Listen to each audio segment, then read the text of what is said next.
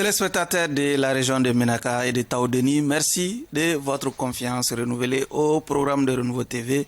Bienvenue dans votre émission Regard croisé. Regard croisé, 26 000 ex-combattants bientôt dans les rangs des forces armées et de sécurité et bien d'autres secteurs de la vie sociale au Mali. En tout cas, c'est la principale décision qui a sanctionné une réunion de niveau décisionnel tenue courant cette semaine ici à Bamako entre le gouvernement du Mali et les mouvements signataires de l'accord pour la paix issu du processus d'Alger. Pour en parler, nos invités, ils sont trois. Le premier, M. Yamoudou Keïta, il est président de l'unité de réflexion et d'action, section France, URDAC France. M. Keïta, merci d'être sur ce plateau. C'est moi qui vous remercie, M. Sidibé. Merci de l'invitation. Salutations à tous les militaires sympathisants de l'URDAC et puis à tous les auditeurs de Renouveau TV, mais aussi à mes co-débatteurs. Notre deuxième invité, M. Ataï Ag Mohamed, il est membre de la coordination des mouvements de la Zawad ou la SEMA. M. Ag Mohamed, merci d'être autour de ce plateau. Bonsoir, merci aux chers téléspectateurs et merci à vous également. C'est un plaisir d'être là pour cet échange. Un plaisir pour nous également. Notre troisième invité, Dr Abdou Kane Diallo, qui est observateur. Dr Diallo, merci d'être là. Merci M. Sidibé, je remercie la direction de Renouveau TV, je remercie tous les téléspectateurs et tous les Maliens dans le cadre général. Merci. Nous espérons que M. Sega Diarra, observateur et politologue, va incessamment nous rejoindre autour de ces plateaux. En tout cas, pour ce qui nous concerne, nous vous souhaitons la bienvenue à toutes et à tous dans l'émission Regard croisé. Comme annoncé, après 5 jours de réunion de niveau décisionnel sur la mise en œuvre de l'accord pour la paix issu du processus d'Alger, il a été décidé entre le gouvernement du Mali et les mouvements signataires de l'accord de l'intégration de 26 000 ex-combattants, de la création d'une commission ad hoc, pour ne citer que ceci. Déjà, M. Yamoudou Keïta, avec cette réunion de niveau décisionnel, est-ce qu'on est en droit de dire que la machine de la mise en œuvre de l'accord est désormais en marche? Ouais, merci de me poser cette question, M. Sidibé. La machine de la mise en œuvre de l'accord était en marche depuis longtemps. Maintenant, je pense que cette réunion c'est une façon d'accélérer la mise en œuvre. Et au niveau de l'URDAC Mali, en tout cas, on a fait la réflexion et nous avons distingué la mise en œuvre et l'application. La mise en œuvre, elle est faite par les groupes armés parce qu'ils prennent des décisions, même des fois sans consulter l'État ou quoi que ce soit. Pour nous, à ce niveau, il y a une mise en œuvre. L'application, c'est l'État malien qui doit faire en sorte que les textes soient conformes à l'esprit de l'accord. Donc pour nous, le processus... Donc vous pensez que l'application de l'accord est opposable qu'à la seule partie gouvernementale?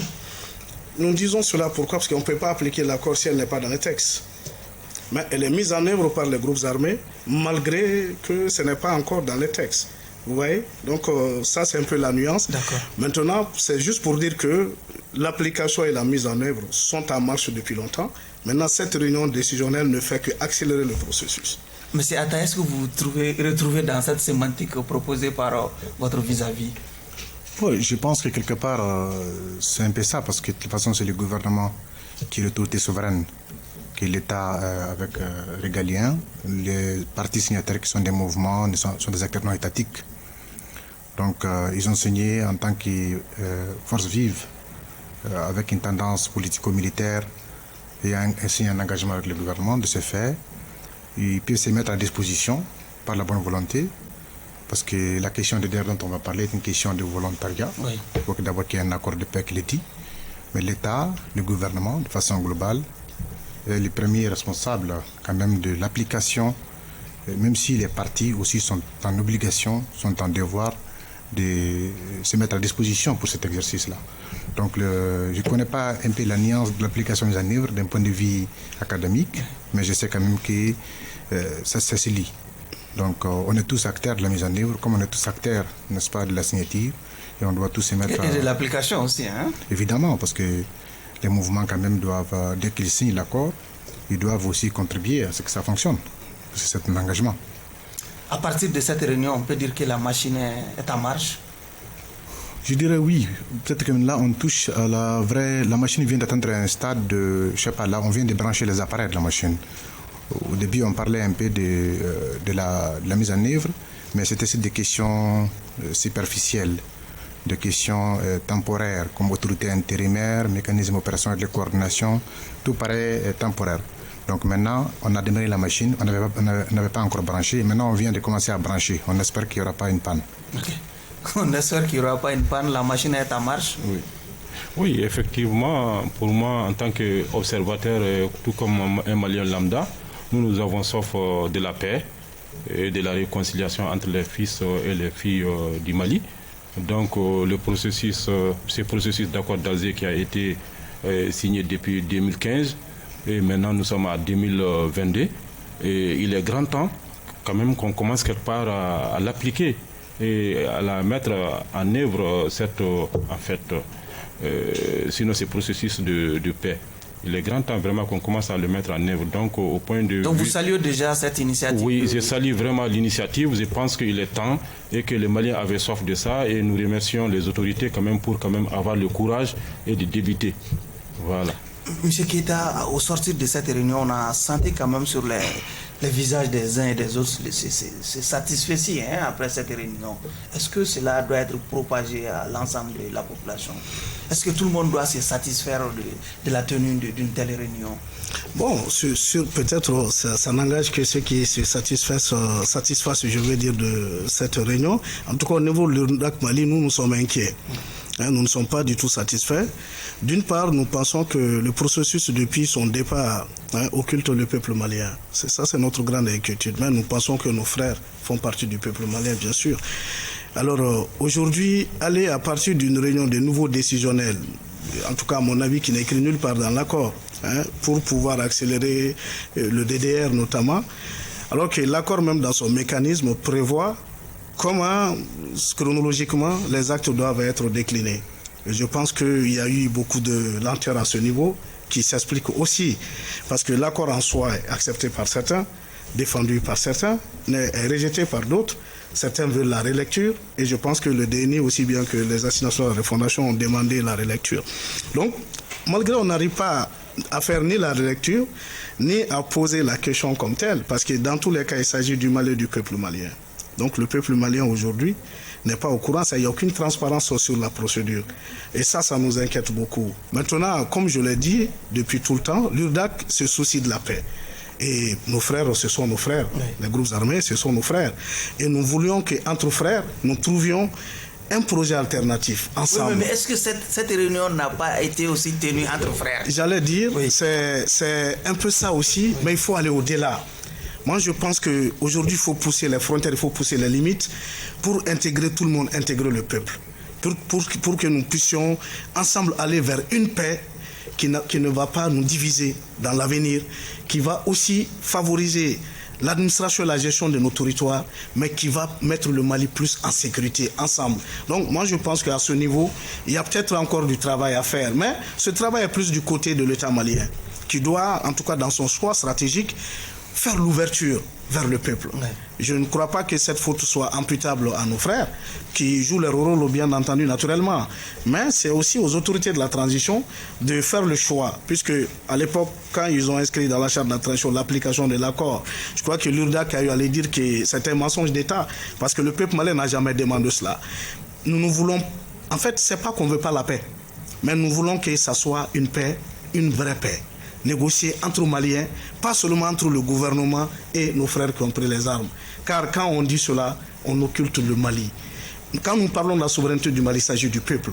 Donc l'État ne peut faire, comment on appelle ça, l'impasse sur cette question, en occultant le peuple et en faisant en sorte qu'on puisse gérer ça à travers des réunions, des assises entre comités de suivi, signataires, État, en occultant le peuple. Je pense qu'en faisant cela, ce serait une faute. Monsieur Atta, il a parlé de l'aspiration populaire aussi. Je crois qu'elle a été consacrée, exprimée lors des dernières grandes rencontres des assises nationales, d'aller à une révision de l'accord. Au lieu d'emprunter ce chemin, on voit que les deux parties sont résolument décidées à aller vers l'application au lieu d'une révision intelligente de l'accord comme le proposait un peu le gouvernement du Mali. Oui, je crois que c'est un vieux débat qui a fait quand même la une de toutes les inquiétudes. Nous, on était réceptifs à ce débat qui a été soulevé à tous les grands rendez-vous. Je ne pense pas aussi qu'il ne soit réticent à une relecture, parce que le DENI a dit clairement qu'il faut envoyer une relecture de l'accord conformément aux dispositions de l'accord même, parce qu'il y a l'article 65 de l'accord qui dit clairement que lorsqu'une des parties estime qu'il y a des dispositions qui pourraient être porteuses d'ambiguïté ou qui pourraient être porteuses de nuisance aux 4 principes clés qui sont la souveraineté du Mali, la forme laïque de l'État, l'unité nationale, l'intégrité nationale, cette partie peut saisir. Mais jusqu'ici, le gouvernement n'a jamais manifesté au comité de suivi de l'accord ni à la médiation un mémorandum, quoi que ce soit, une inscription de dire voilà cette disposition précisément, mais pareil au nom de mes peuples, dérangeante, on ne l'a pas vu. On a attendu. Deuxième chose, les peuples, c'est relatif, monsieur. Parce que chacun dit les peuples. Je prends 12 000 personnes ou 1 000 personnes devant les boulevards, je dis le peuple. Jamais 15 dans la salle, je dis le peuple. Je suis à Kidal, je dis le peuple. Je dis la population, donc c'est relatif. L'important, c'est que l'accord, c'est un engagement consensuel des parties. Et il appartient aux parties, dès qu'elles sont conscientes de la volonté et de l'engagement à respecter les principes, d'avancer en veillant à ce que ces principes ne soient pas violés. Je pense que l'État aujourd'hui, y compris le gouvernement avec lequel on a signé, était un gouvernement élu, contrairement à celui d'aujourd'hui. Même s'il y a des raisons pour lesquelles l'autre ne soit pas admis par tous, parce que même l'autre a été pris par un peuple, mais contesté par un autre, ou bien tendance par une autre. Donc c'est la chaîne sociale, c'est la chaîne de la vie comme ça.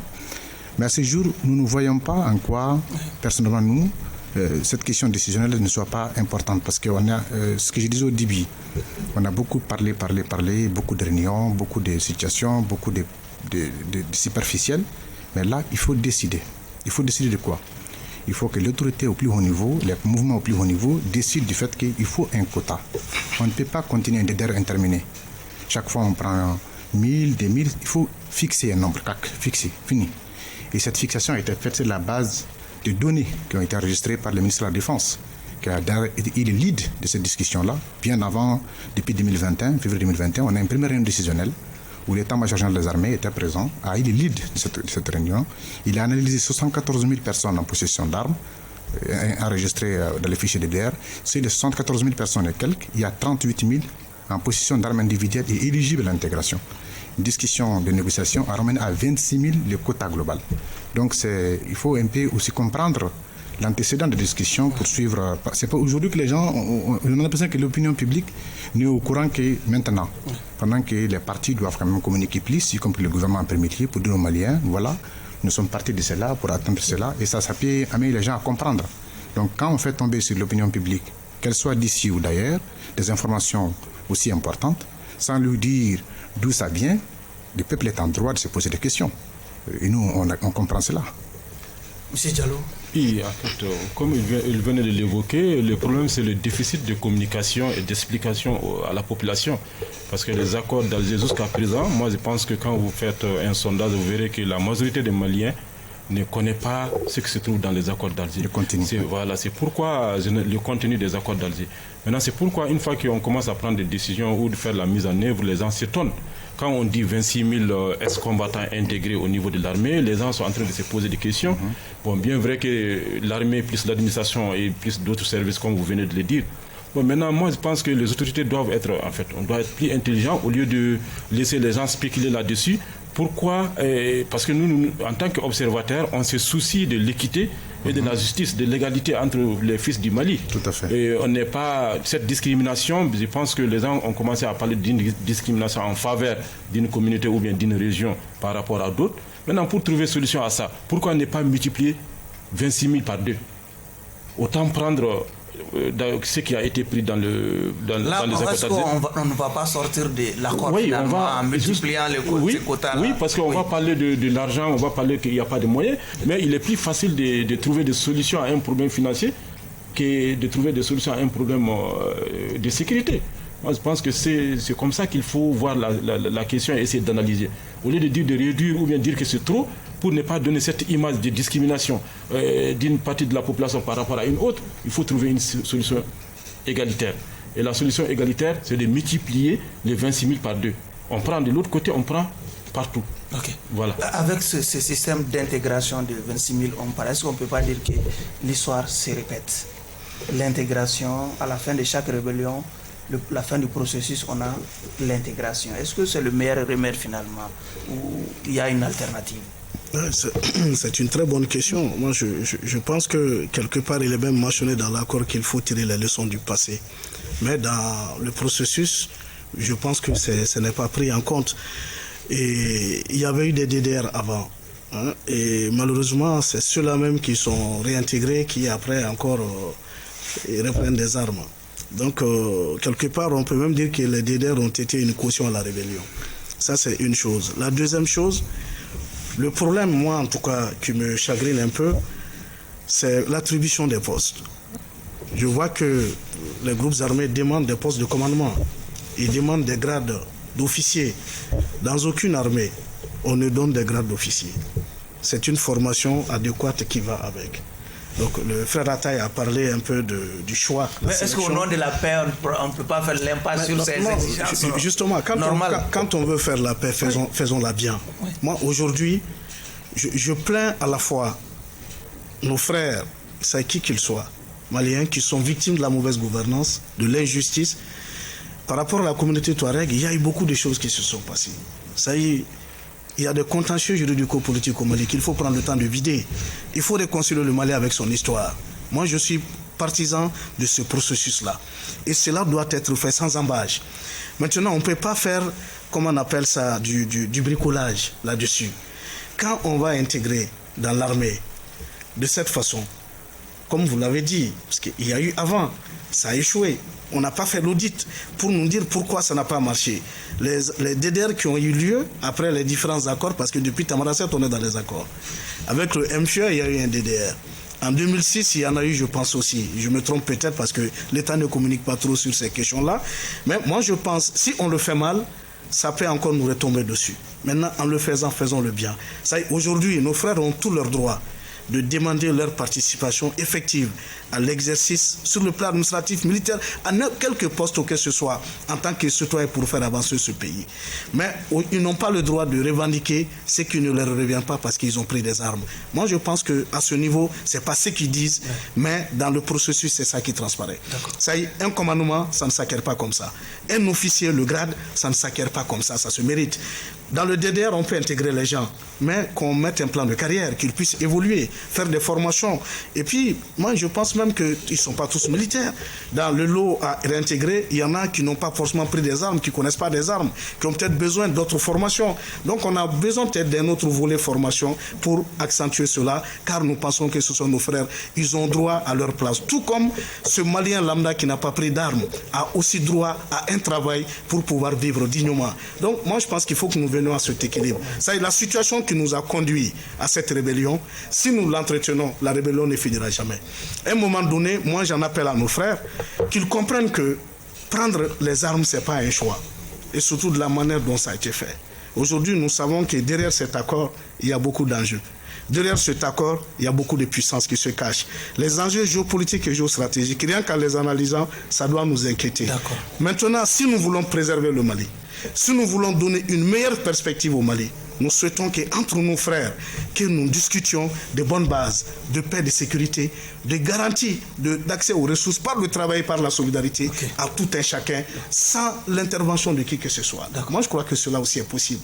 Et le projet alternatif doit nous dire cela. Pour finir, le chiffre qui est évoqué ici, 26 000, c'est énorme. Le Mali a pris son indépendance en 1960. De 1960 en 2022, l'armée malienne, quand vous prenez son effectif, puisqu'on ne connaît pas trop, de 13 000, on ne sait plus on est combien, certains disent qu'il y a un secret de défense là-dessus, mais je pense tout au plus, on ne doit pas dépasser les 20 000. Vous voyez, en plus de 60 ans, l'armée malienne compte 20 000 hommes, par exemple, mais on va intégrer tout d'un coup 26 000 ex-combattants. Ça va déstabiliser même l'appareil de défense. Comment on va absorber cela ? Par quel mécanisme, par quelle stratégie? Monsieur Ataï, 26 000, est-ce que cela n'est pas aussi énorme quand on essaie d'analyser un peu l'effectif de l'armée malienne? Bon, moi je pense que quand on entend 26 000 et qu'on n'a pas la bonne information, ça fait peur. C'est quoi la bonne information? C'est pas 26 000. Il y a 26 000 ex-combattants, y compris des éléments de mouvement, y compris des gens qui ne sont pas forcément comme il a dit. Moi, par exemple, je n'ai jamais pris une arme, je ne sais pas la manipuler, ce n'est pas mon travail, et j'ai prié Dieu un jour de ne pas le faire non plus. En tout, vous avez au moins de 12 000 qui seront concernés par les forces de défense et de sécurité. Vous allez avoir peut-être quelques 2 ou 3 000 ou 4 000 qui seront concernés par les corps paramilitaires. Le reste, c'est dans l'administration civile, c'est dans les fonctions des collectivités territoriales, c'est dans la vie sociale. Et je sais aussi qu'il y en a beaucoup, comme il l'a dit, il y en a qui ont déserté, n'est-ce pas, ou qui ont quitté les rangs en 2012. C'est une des choses qui doit nous amener à poser des questions. Pourquoi quelqu'un qui a déjà son grade de colonel, qui travaille en tant que commandant de secteur ou commandant de légion, quitte son poste, les leaks qu'il a dans une armée malienne qui n'est pas aussi pauvre pour les officiers, et part rejoindre une rébellion. Il faut se poser la question de pourquoi. C'est parce que les accords qui ont été signés en 1992 ont convenu des engagements politiques qui n'ont jamais été appliqués. En tant qu'analyste, vous le savez comme moi. De ce fait, c'est que ces hommes-là ne sont pas seulement dans la fonction de l'État, de public, parce qu'ils veulent uniquement des postes. Parce qu'il y a aussi une doléance politique qu'il faut régler. C'est pour qu'il faut parler de réforme. Deuxième chose, si on veut l'égalité entre les Maliens, aujourd'hui, la plupart des officiers, je dis la plupart des officiers, pas tous, qui gèrent les pays aujourd'hui, sont des enfants de putsch. Il y en a qui étaient sous-lieutenants en 2012, aujourd'hui ils sont au grade de lieutenant-colonel. Pourtant, il y en a qui étaient même capitaines, ils sont devenus généraux, 4 étoiles. Les plus hauts gradés maliens aujourd'hui, c'est les putschistes principaux, Sanogo. Il a 4 généraux, pourtant ça n'indigne aucun Malien. Peut-être que c'est un Malien particulier par rapport aux autres. Il faut aussi voir cet élément-là. Donc, la comparaison n'est pas raison, forcément.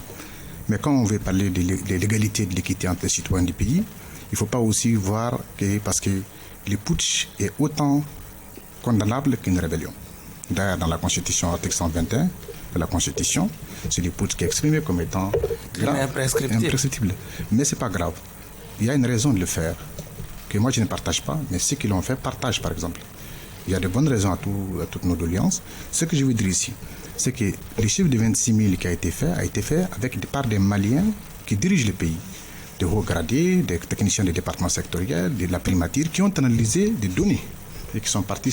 D'ailleurs, ils ont tourné parce que ça fait depuis février 2021, qu'ils devaient revenir sur la deuxième réunion pour valider. Ils ont dit contacter le ministère des Finances, évaluer les fonds. Par ailleurs, à côté d'un accord de paix, dans une rébellion quelconque, il y a toujours un DDR qui s'inscrit. C'est-à-dire qu'on a tiré les leçons du passé. Mais est-ce qu'on a bien fait les précédents? Oui ou non? C'est la grande question. La deuxième chose, c'est quand vous évaluez aujourd'hui le prix d'une arme, c'est en moyenne 600 000 francs CFA pour ceux qui savent. Si vous avez 26 000 armes que vous récupérez, pour l'État malien, ça fait combien de milliards de francs CFA? Donc, quelque part, ça réduit la circulation des armes pour l'État, ça remet à l'État des armes et ça utilise des compétences. Les hommes et les femmes qui sont dans ces contestations politico-militaires contre l'État central sont aussi des gens qui pensent qu'ils sont en capacité de contribuer efficacement en termes de ressources humaines, en termes de connaissance de la sécurité à leur pays. Donc, je ne vois pas en quoi ça doit étonner, mais ce qui est sûr, c'est que les 26 000 sont tirés d'analyses faites par des gens aujourd'hui qui dirigent depuis très longtemps le système et qui savent pourquoi ils l'ont fait. Peut-être ça qu'on doit poser la question de pourquoi on en est arrivé là. Donc, je pense qu'on a vraiment essayé de tirer, n'est-ce pas, les leçons du passé. Oui. Aujourd'hui, on a un signe d'avancement. Ce qui est sûr, c'est que quand on avait accepté les 26 000 en février 2021, on sait que le nombre de combattants a augmenté, pour ceux qui le savent. Donc autant aller très vite, les premiers 13 000 peuvent commencer déjà. Si on a la chaîne de commandement, c'est de la chaîne de commandement.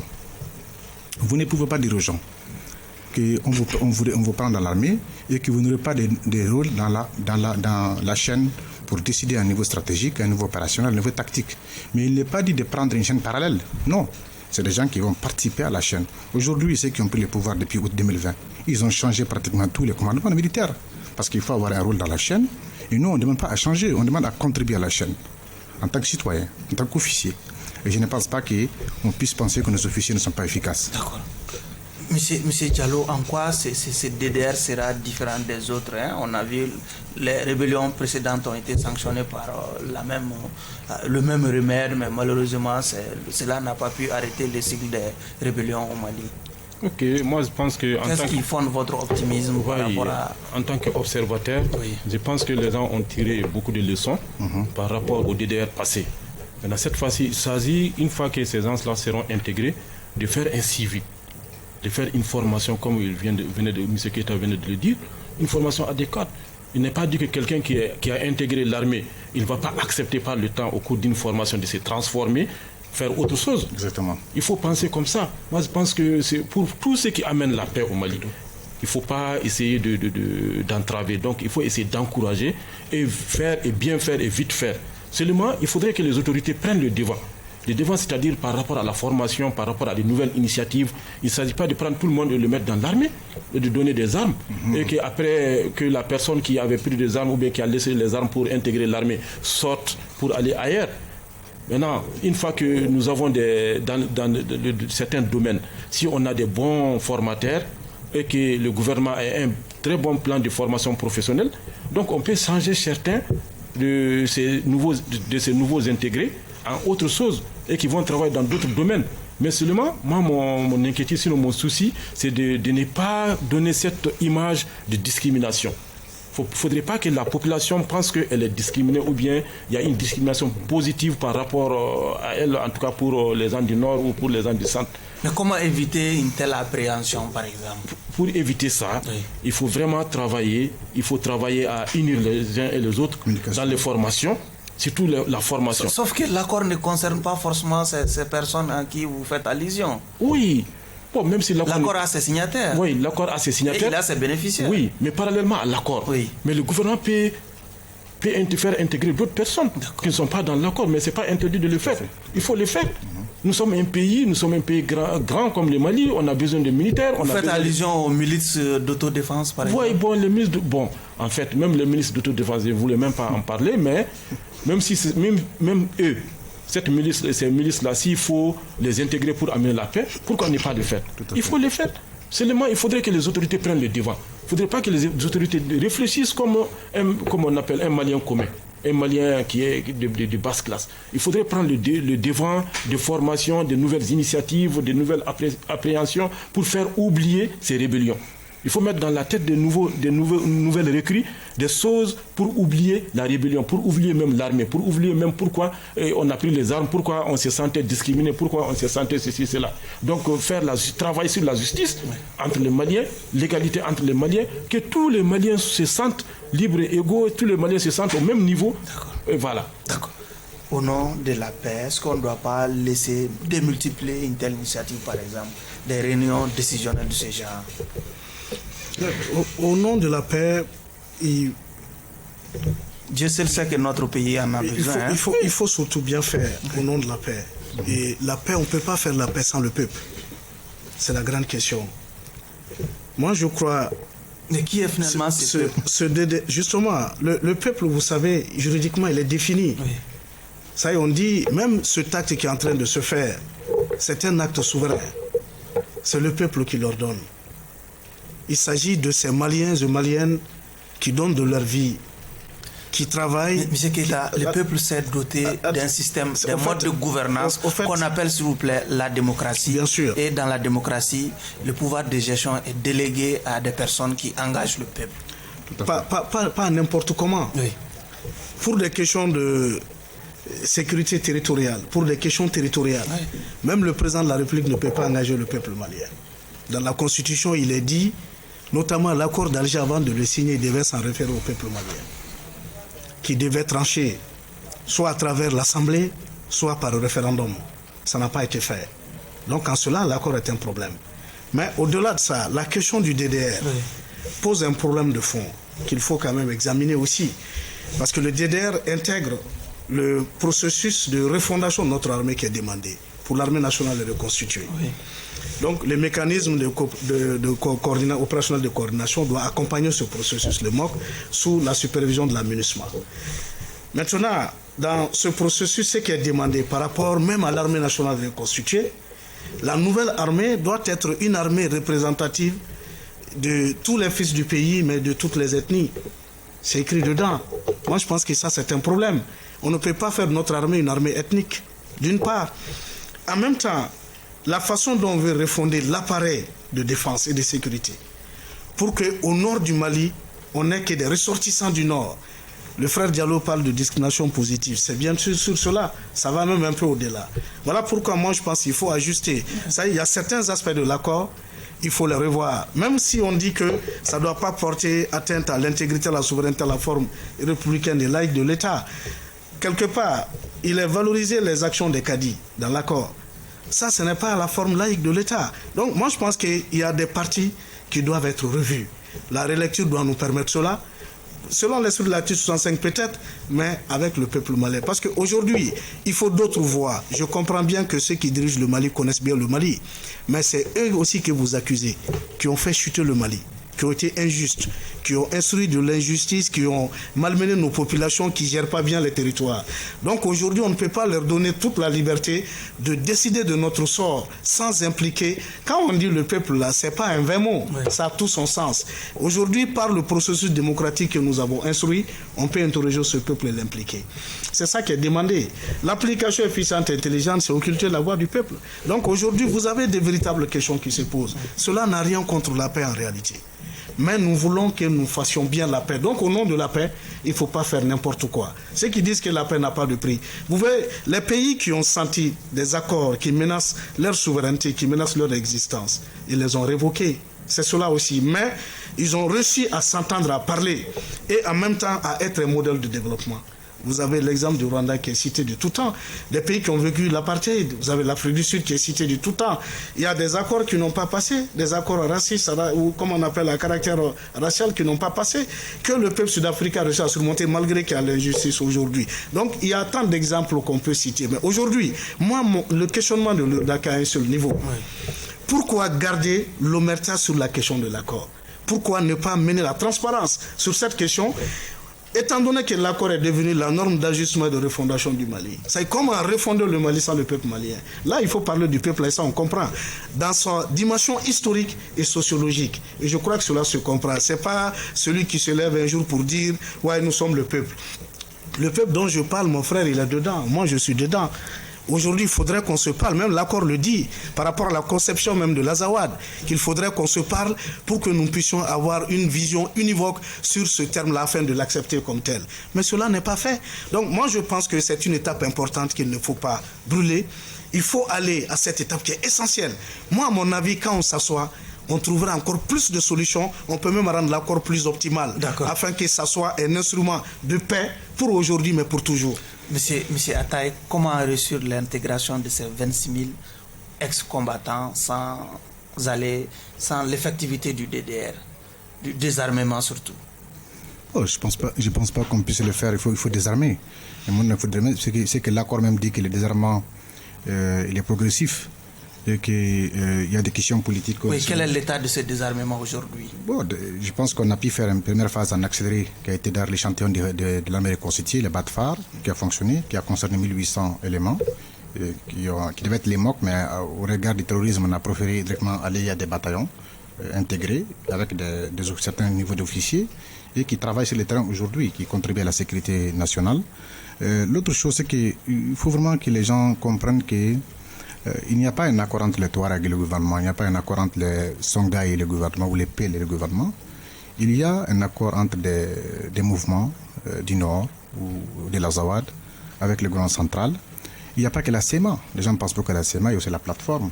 Sur les 13 000, 26 000, les autres partis auront... La SEMA n'aura sa part dans cela.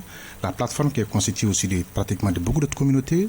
Et si vous regardez les BATFAR qui sont rentrés à Ségou la dernière fois, c'est multiethnique, c'est divers dans le corps comme dans les officiers, mais les gens ne les voient pas. L'autre jour, quand on a fait 10 000 intégrés spéciaux, recrutement spécial, armes contre recrutement au centre, ça n'a pas concerné les Touaregs, mais je n'ai vu personne dire « Ah, c'est des piles, non, c'est des Dogons. Attention, il y a beaucoup de Dogons, 10 000 Dogons, 10 000 piles. » Personne ne l'a dit. Il faut sortir de cela, je pense. Il faut sortir de cela. Et il y a d'autres, l'inclusivité qui n'est pas forcément, les mots inclusifs qui ne sont pas forcément uniquement des Touaregs. Il y a des Soreilles, des Piles, des Arabes, je ne sais pas, toutes les ethnies, même des Bambara. Moi, je connais énormément des gens qui ont intégré au nom même du MNLA, qui sont des Bambara, des Ségou, mais qui sont nés à Kidal, grandis à Kidal, qui parlent la langue, qui sont des Keïta, des Koulibaly, des Sissoko, tout ça comme vous voulez. C'est des collègues à moi, ils sont à l'aise dans la rébellion. Ils ont intégré les forces armées, ils aiment leur pays, ils contribuent. Deuxième chose qu'il faut comprendre, c'est que nous, aujourd'hui, on est en train de chercher une solution durable. Et je pense que l'effort est fait. Il faut un jour que les Maliens sortent du fait que on désigne quelqu'un, on lui confie des pouvoirs, on accepte ses pouvoirs, par les moyens que les textes disent. Après, on pense qu'il n'est pas bon. Les gens ont dit c'était un problème, ils l'ont mis à la porte. Après, il est revenu, ils ont regretté. Ils ont dit Ibeka n'était pas le problème, la solution. Il est venu, il a fait son mandat, il est parti mal. Aujourd'hui, on a d'autres qui sont là, on pense que oui, c'est la révolution, on les soutient, ils prennent des décisions, on dit elles ne sont pas bonnes. Je vais voir un jour où on pense que ce que font les gens auxquels on fait de confiance, c'est bon. C'est ça en fait. Le peuple va toujours rester relatif à mon avis. Un référendum, nulle part, ces questions qu'il traite ne sont pas des questions qui nécessitent forcément dans la constitution de consultations ou autres que ceux qui sont faits. Moi, j'ai toujours dit aux hommes politiques maliens, et je le dis très clairement, je me rappelle en 2015, je ne connais pas un seul parti politique, en tout cas, peut-être les Sadi ou bien les Parena a dit des choses en tant que Sadi Parena, je me rappelle bien, mais l'opposition, chef de file de l'opposition de l'époque, son camp était fort. Je ne l'ai pas vu dire, l'accord est inacceptable. Ils ont tous dit, nous accompagner le processus. Nous pensons que c'est bon. Mais c'est après, bon, quand on a changé, même l'acteur Premier ministre qui dirige le gouvernement à l'époque, il n'était pas parle du gouvernement. Il disait l'accord est une opportunité et tous ceux qui sont contre l'accord sont contre le régime en place. Je pense qu'il faut sortir de ces paramètres de calcul d'intérêt. Il faut penser au bon sens. Il faut positiver les choses. Aujourd'hui, nous, on pense qu'il y a même les mouvements croient que c'est paix. Autant certains pensent ici que l'accord n'est pas admissible, autant là-bas, les gens pensent qu'il n'est pas suffisant pour régler le problème. Nous, de la CMA, nous sommes harcelés en permanence. Nos gens pensent que nous avons trahi la cause parce que nous sommes venus, il y a un accord, ils ne règlent rien. Ils nous disent les problèmes de 2015, au moins en 2015, on a plus ou moins analysé, maintenant les problèmes sont venus jusqu'au front. On peut plus, il faut augmenter les solutions politiques. On tient à ce même accord. Donc, on finira jamais d'avoir des gens qui pensent que c'est pas bon. Mais il faut commencer. Il faut se faire confiance. C'est l'essentiel. M. Diallo, pour beaucoup, ce processus d'intégration va toucher au caractère national de l'armée malienne. Certains sont jaloux à ce niveau. Oui, effectivement, moi, c'est là où je pense que les autorités doivent travailler pour renforcer la notion de la nation. Il faut renforcer, il faut faire comprendre aux uns et aux autres la notion de la nation. Oui, mais est-ce que le caractère d'une armée reconstituée rime avec une armée nationale? Oui, parce qu'il faut travailler. Quand on travaille, l'armée devient républicaine. Il faudrait que l'armée soit républicaine. Républicaine, que toutes les communautés soient bien représentées. Et c'est-à-dire travailler en sorte qu'on oublie même les ethnies dans l'armée. Parce que le problème du Malien, c'est ça. C'est toujours ce communautarisme, telle ethnie, celui-là est noir, celui-là est du sud, celui-là est du centre, celui-là est du nord. C'est ce qu'il faut éviter. Donc c'est aux autorités de travailler dans ce sens-là pour anticiper les choses et non seulement intégrer ces gens-là et travailler rapidement et faire en fait pour ne pas faire une discrimination entre les uns et les autres. Autant intégrer les nordistes, il faut intégrer aussi les sudistes, travailler en ce sens que l'armée soit plus républicaine qu'elle l'est aujourd'hui. Il faut travailler dans ce sens. Et maintenant, par rapport à ce que M. Keïta venait de dire, c'est-à-dire pour demander la démocratie, en fait, questionner le peuple. Moi, je pense que les autorités actuelles ont pris une très bonne initiative de revaloriser les séféries traditionnelles. Maintenant, ces séféries traditionnelles, moi, je pense qu'elles sont plus légitimes et légales, même certaines autorités, certaines institutions. Maintenant, il faut demander ces séféries. Comment faire par rapport à l'accord, à la mise en place de l'accord d'Alger? Maintenant, une partie de l'accord d'Alger, notamment l'intégration de certains membres de la CEMA, de certains membres de la plateforme dans l'armée, et l'autre partie, essayer de positionner pour mettre ça dans le référendum, attendre le référendum par rapport à la répartition territoriale et autres questions de ce genre. Donc, essayer de mettre ça dans le référendum, attendre le référendum pour solutionner ces problèmes. Mais le problème par rapport à l'intégration ou l'employabilité des uns et des autres, là, il faut quand même les faire venir dans l'armée et déjà commencer à travailler. D'accord. Vous notiez après, M. Ataye, hein? Vous venez de noter après. Oui, j'ai pris des notes. Au fait, je veux juste revenir sur certains aspects. Oui. Quand M. Gataï donne l'exemple des Maliens qui ne sont jamais contents, des dirigeants qui... Je pense qu'à ce niveau, c'est nous tous. La preuve, c'est que vous avez pris des armes. Parce que ces dirigeants-là, ils ne sont pas bons. Et le général Moussa Traoré, paix à son âme, ça, il est parti quand une rébellion s'est annoncée aussi. Et cela a coïncidé avec l'avènement de la démocratie. Nous avons fait ce travail ensemble, il y a eu le pacte national et tout, c'était bien. On ne pensait même plus qu'on allait tomber encore dans ce travers. Mais malheureusement, c'est revenu. Ça veut dire quoi? Ça veut dire quelque part la gouvernance a échoué. Alpha Omar Kounaré, qui est bien parti, on va dire, c'est peut-être le seul président qui est peut-être bienvenu et bien parti. c'est lui qui a proposé des solutions à cette rébellion, comme la décentralisation, qui a été proposée comme solution à une autonomie à l'époque de l'Azawad, au MFUA. Les négociations ont été bien menées et la libre administration des collectivités a été bien mise en avant, mais la phase communalisation et régionalisation, il y a des problèmes, nous sommes encore là-dessus. Après, Alpha Tété est venu. C'est avec la rébellion qu'Atété a connu le plus grand problème, où les femmes de Kati sont parties le huer dans son palais, parce que leur frère, leur mari, leur fils est en train d'être tués au nord. C'est pourquoi il est parti. Donc, le problème de nos présidents est lié à la question du nord, quelque part. Ibrahim Boubacar Keïta, paix à son âme, paix à l'âme à Tété aussi, malheureusement, ils sont tous partis. Mais lui aussi, son véritable problème est venu de l'accord d'Alger. Quand il a signé cela et qu'il a perdu la main, il a placé le pays sous tutelle, de fait, il n'avait plus aucun contrôle sur le pays. Mais on voyait en même temps que l'insécurité grandissait. Ni nos frères du nord, ni du centre, tout le Mali aujourd'hui est menacé. Et voilà pourquoi les gens se sont levés pour lui demander de partir. En plus, les lots de mauvaise gouvernance, de corruption et tout le reste qui s'ensuit. Donc, il y a de bonnes raisons. Maintenant, on n'a pas trouvé la solution, c'est vrai. Mais trouvons la solution, justement. Quand vous dites qu'il faut agir, je suis d'accord avec vous. C'est pourquoi, pour moi, par rapport à la paix, il faut agir. Ne faisons l'économie de rien, mais essayons de préserver le Mali. Je crois que vous et moi, le seul pays qui peut nous sécuriser, c'est le Mali. C'est là où nous avons notre fondement, notre culture. C'est là où nous pouvons nous reconnaître, nous identifier et puis évoluer ensemble. Donc pour moi, il faut trouver cette base-là. Moi, l'URDAC n'a jamais dit que l'accord était à déchirer ou à jeter. Non. Nous avons toujours prôné un projet alternatif. Pourquoi? Les difficultés dont vous parlez, je l'ai compris. Moi, ça me fait mal au cœur qu'on vienne négocier le sort des Maliens comme ça, sur la base d'un accord, derrière lequel se cachent des puissances étrangères. Moi, ça me fait mal. Moi, je voudrais qu'on soit dans un pays qui donne le plein emploi à ses enfants, qui permet à tous ses enfants, sans exception, qu'on ne parle pas de Touareg, de Peul, de qui que ce soit, mais dans le cadre d'une république, leur donner du travail, qu'ils puissent vivre dignement de leur salaire, qu'ils puissent fonder leur foyer. C'est ça la vision du Mali Mathusalem et de Feu Modibo Keïta. C'est ça que nous souhaitons. Donc moi, aujourd'hui, sur le principe, nous voulons la paix. L'URDAC Mali veut bien la paix. Mais nous pensons que refondons le Mali selon l'esprit d'un accord dont les intérêts vont au-delà même des enjeux de nos frères Touaregs. Moi, mon problème, c'est ça. Dans le processus, vous avez des pays qui sont derrière, qui aujourd'hui soutiennent cela. La France, les États-Unis, la Russie, les 5 pays membres permanents du Conseil de sécurité. Ils ne sont pas signataires de l'accord, mais ils soutiennent l'accord. C'est bien qu'ils viennent faire la médiation entre nous. Mais à un moment donné, c'est bien qu'ils nous laissent la main. Qu'on discute entre nous. Et que le Mali sort aujourd'hui de la tutelle. L'État malien est sous tutelle aujourd'hui. Ça bloque les négociations à plusieurs endroits. Mais en même temps, ça nous empêche d'amorcer la sécurité attendue. Parce que, de fait, les forces armées maliennes ne sont pas reconnues. C'est pourquoi les efforts sont limités. Aujourd'hui, il faut optimiser cela. Moi, quand j'ai écouté Bilal Al-Chérif sur Radio Algérie, mais ça m'a fait pleurer. Quand je vois comment Daesh sévit dans nos régions, quand Achara Touman est intervenu au CNT, ça m'a fait pleurer. Et aujourd'hui, avec tous les armes que nous avons, les forces que nous avons sur notre terre, est-ce que ces réalités, nous devons les voir? Moi, je ne crois pas.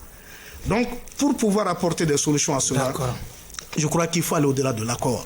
Il faudrait que nous parlions entre nous, apporter les vraies solutions, mais aussi les réponses économiques qui émanent d'une vision pour le Mali. Ça, on ne peut pas gérer le Mali de cette façon, je suis d'accord avec vous. Nous allons faire un dernier tour de table.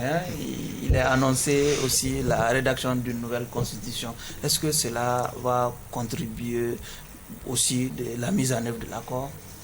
Bon, moi, d'abord, je pense que, comme le sujet principal, c'est la question de 26 000 qui ont été annoncés. Moi, je crois toujours que la vérité n'existe pas forcément dans seul camp. Elle est relative également, comme les peuples, comme la population. On peut dire beaucoup de vérité et il faut aussi éviter de dire une chose et son contraire. Il faut aussi sortir de la psychose, de la théorie du complot. Quand on veut avancer, sortons de la psychose, de la théorie du complot. C'est comme s'il y a toujours l'autre quelque part. La discussion de l'autre jour a été liée entre les parties maliennes. La médiation n'a pas préparé. Elle est venue pour l'ouverture et pour la clôture.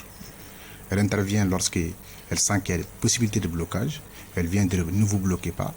Elle soutient l'accord parce qu'elle pense que c'est un accord entre des Maliens qui pensent que ça donne une solution pour des Maliens pour la paix. Et ils sont là en tant que partenaires, comme ils sont présents partout. Comme les Mali peuvent soutenir l'accord de paix entre les Ivoiriens, pour des jeux vous soutient dans votre accord de paix les Ivoiriens, avancez. C'est un exemple.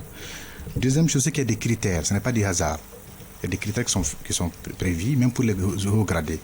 il y a des critères d'éligibilité qui sont pris par décret présidentiel, par décret du Conseil des ministres, qui dit voilà des critères d'éligibilité, même à être combattant, il y a un critère. Même pour être soldat, il y a un critère, pour être officier, il y a un critère. Pour aller à la fonction publique, si vous êtes combattant, par exemple, vous n'avez pas de diplôme, vous ne pouvez pas aller à la fonction publique, c'est pas possible. Donc il y a des critères qui sont faits, mais qui sont pris en fonction du contexte, parce que c'est un arrangement politique. L'autre chose que je voulais partager avec vous aussi, c'est que souvent on dit trop souvent que la paix n'a pas de prix, mais elle a un coût. La paix a toujours un coût. Autant elle a un coût à mettre, à injecter dans la paix, autant aussi elle récupère un prix. Parce que moi, si vous mettez aujourd'hui, si vous mettez pas, vous avez peur de mettre 40 milliards contre l'extrémisme violent au Mali, au centre aujourd'hui pour les écoles et tout ça. Si vous ne le faites pas aujourd'hui, demain vous ferez 80 milliards. Parce que les mêmes enfants qui n'ont pas pu aller à l'école aujourd'hui vont être multipliés demain et vous aurez à mettre 80 milliards. Donc ça, il faut voir les choses comme ça globalement. Deuxième chose, la solution politique. Je ne sais pas, le temps est court pour une longue discussion. C'est pourquoi j'ai fait l'économie de revenir sur des choses qu'on a débattues. Je crois qu'il faut sortir un peu, il faut qu'on puisse arriver au stade où on décide d'avancer ou pas. Nous, on n'a jamais de gouvernement qui n'est pas en droit de penser qu'il a disposition de l'accord qui puisse être compromettante. Mais il lui appartient en tant qu'autorité. C'est un gouvernement avec des techniciens, avec des experts qui produisent des mémorandums sur des dispositions qu'ils pensent être non acceptables. Et on discute entre nous, on trouve des solutions. Il a évoqué l'exemple du pacte national. Le président Alpha Oumar Konaré avait dit, au lieu de faire l'autonomie du Nord, je propose la décentralisation. Pourtant, dans l'accord du pacte national, c'était l'autonomie du Nord, clairement qui était écrit. Mais les Maliens, en parlant, on pensait qu'au lieu de faire un cas particulier pour une région donnée, trouvons un cas global. Deuxième chose, toutes les mesures réglementaires, législatives, qui seront prises dans le cadre de l'accord, concerneront tous les pays. Si vous faites une loi sur la régionalisation, elle va concerner Caille, comme elle va concerner Gao. Donc c'est national. On ne peut pas faire une loi pour une région ou pour une communauté donnée. Troisième chose que je voudrais aussi ajouter avant de terminer, c'est que le DDR entre dans le cadre de la réforme du secteur de la sécurité. Le gouvernement qui évalue ces données et qui accepte un chiffre va sur la base de la loi de proclamation militaire et la loi de proclamation sécuritaire aussi, qui sont des lois qui sont prises sur 5 ans. Donc ce n'est pas du hasard, je pense. Et je pense que le gouvernement doit être le premier sur ces plateaux aussi à expliquer à l'opinion publique qu'est-ce qu'il est en train de faire. Moi, ce que j'ai dit aujourd'hui, c'est que c'est le courage politique qu'il faut. Il nous a manqué. On peut avoir des dirigeants qui sont élus, qui sont bons, éloquents sur les questions, mais s'il n'y a pas de courage politique d'assumer, j'ai terminé pour dire que le Mali des années 80 ne peut pas gérer les Mali des années 2022. D'accord, on va vous retourner la parole.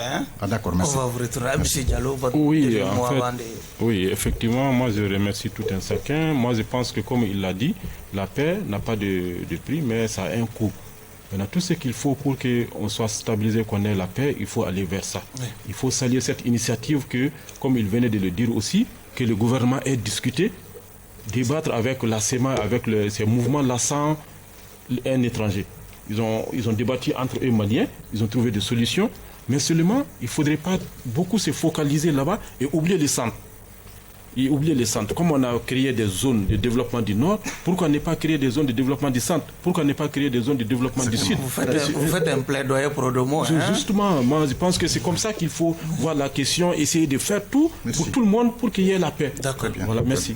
M. Keita, votre dernier mot. C'est ça justement. Donc, au fait, juste pour dire que nous ne sommes pas dans la théorie du complot. Nous avons la preuve de ce que nous avançons. Vous savez, le choix stratégique de la France, nous la connaissons. Aujourd'hui... Moi, je suis contre la France personnellement. Voilà. Je suis contre l'idée de la France. Voilà, merci.